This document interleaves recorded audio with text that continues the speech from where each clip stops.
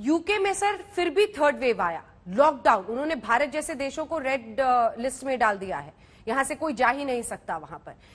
Vaccination बहुत तेजी से कर रहे हैं, कंप्लीशन की तरफ बढ़ रहे हैं, बावजूद इसके थर्ड वेव का आना, ये क्या बताता है? हमें ये समझना चाहिए कि जैसे हम अपनी तरफ से वायरस से लड़ रहे हैं, वायरस अपने सर्वाइवल के लिए हमसे लड़ रहा है।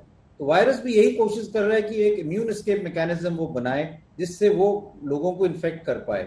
इसलिए ये बहुत जरूरी है कि वैक्सीन के साथ साथ कोविड अप्रोप्रिएट बिहेवियर भी हम एक वैक्सीन की एक सोशल वैक्सीन समझ के उसको भी इम्प्लीमेंट करें।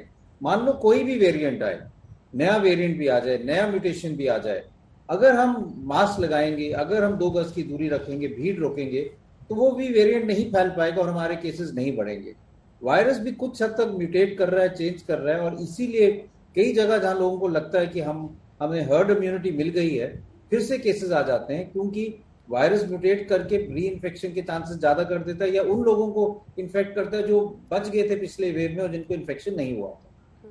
सर अब बच्चों पर जरा आते हैं, क्योंकि इस बार बच्चों की चर्चा बहुत ज्यादा है। हालांकि हमने सेकेंड वेव में देखा है कि वो माइल्ड इन्फेक्शन ही उन्हें हो रहा है, लेकिन तीसरी वेव से बच्चों को कितना खतरा है, और ये बार बार कहा जा रहा है कि बच्चे बहुत संक्रमित होंगे, कोई साइंटिफिक आधार इसका है, और इस पर आप क्या कहेंगे?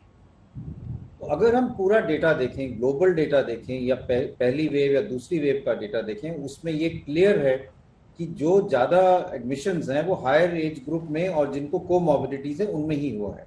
बच्चों में इन्फेक्शन हुआ है, फर्स्ट वेव में भी हुआ है, सेकेंड वेव में भी हुआ है, ग्लोबली भी हुआ है, लेकिन ये देखा गया है कि बच्चों में जो है सिवियर इलनेस नहीं देखा जाता।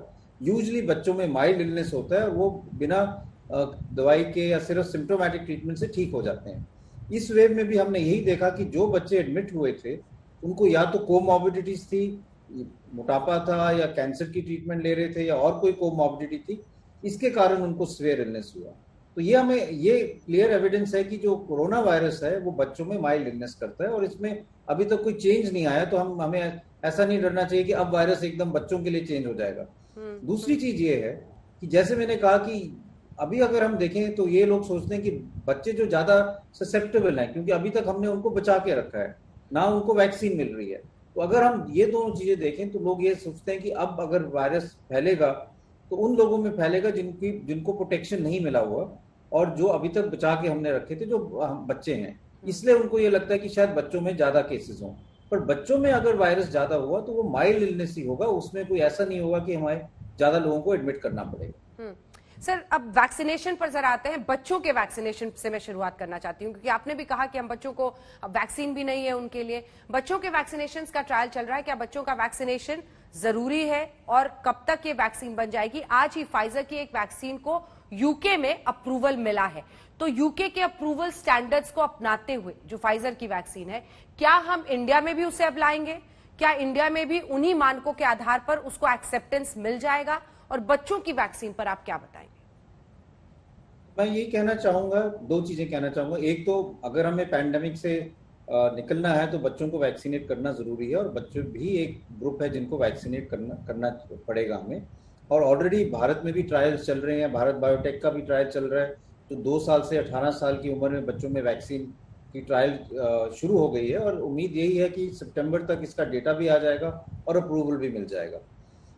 बच्चों को अगर हमें प्रायोरिटाइज करना है तो अभी भी हायर ओल्डर एज ग्रुप या कोमॉर्बिडिटीज जो है उनको पहले वैक्सीन लगनी चाहिए एज कंपेयर टू चिल्ड्रन, क्योंकि जैसे मैंने कहा कि बच्चों में यूजली माइल्डर डिजीज होती है, ज्यादा उम्र वाले लोग हैं उनमें सीवियर डिजीज होने के चांसेस ज्यादा हैं, या जिनको कोमॉर्बिडिटीज है, डायबिटीज है, हाइपरटेंशन है, या हार्ट की प्रॉब्लम है, किडनी की प्रॉब्लम है, उन लोगों को पहले वैक्सीनेट करना चाहिए, उसके बाद हम बच्चों को वैक्सीनेट कर सकते हैं।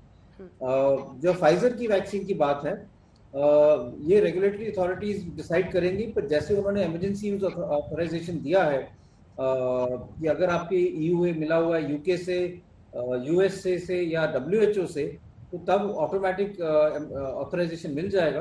तो उम्मीद तो यही है कि उसी बेसिस पे बच्चों के लिए भी फाइजर वैक्सीन की क्लियरेंस भारत में भी मिल जाएगी, लेकिन ये डिसीजन तो रेगुलेटरी अथॉरिटीज को लेना है।